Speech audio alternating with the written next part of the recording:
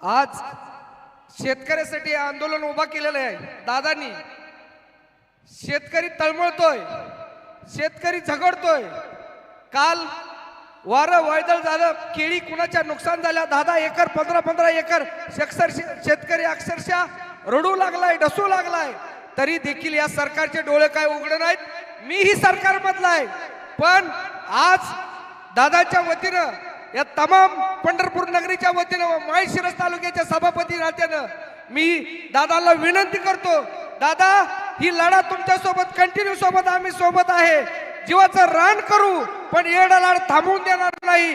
ही माळशिरस तालुक्याच्या सभापती नात्यानं पक्षाचा मी शिवसेना पक्षाचा सभापती आहे, पण एक शेतकरी कुटुंबातला आहे। माझी 10 एकर केळी काल पडलेली आहे, कुणी सुद्धा दखल घेतली नाही। मी पदाधिकारी आहे, त्यामुळे शेतकऱ्याचा एक कायवारी आपल्यातून कसा हिरावून नेला ती तुम्हा सगळ्यांना माहित आहे। पण आज एक कायवारी उभा आहे तुमच्या मोहरस, तुम्हाला सर्वांना त्या कायवाऱ्याला जपायचं आहे। यासाठी सर्वांनी दादांसाठी माझ्याकडून आणि माझ्या तालुक्याच्या वतीनं, या सोलापूर जिल्ह्याच्या वतीनं, या महाराष्ट्राच्या वतीनं सर्वांनी टाळ्या करून, हात वर करून टाळ्या वाजवायच्यात। हा लढा आपल्याला कडेपर्यंत न्यायचा आहे आणि शेतकऱ्यांच्या ज्या पोटाला चिमटा घेऊन जी पीक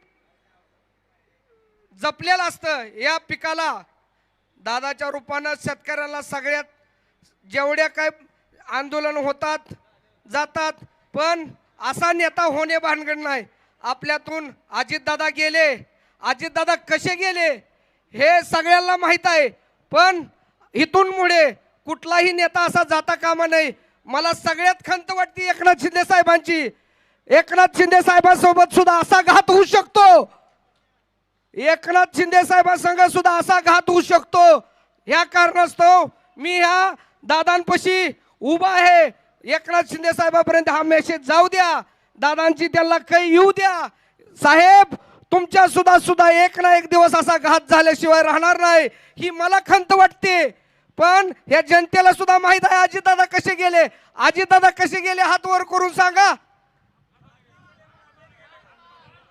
अपघात आहे की घात आहे ही सर्वांना माहित आहे। मी दंडवत घेतो, ही लढा शेवटपर्यंत टिकवायचं काम आपलं सर्वांचं आहे। सर्वांच्या मोर मी आशीर्वाद मागतो।